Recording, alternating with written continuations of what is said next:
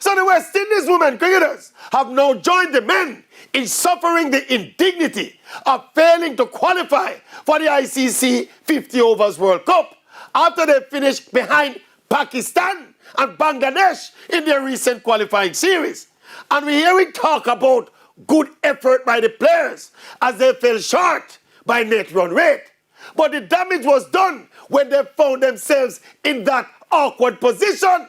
And of course, to add insult to injury, we see this foreign coach doing these positive twisting interviews after this massive and embarrassing failure. Why is this foreign coach not fired or reassigned or replaced, just like how them fire and reassign and replace Andre Coley from his job with the West Indies men's test team? I mean, is Bangladesh and Pakistan knock out the West Indies, you know? A year or two ago, these were winners and beaten stick for this very same West Indies team to hear.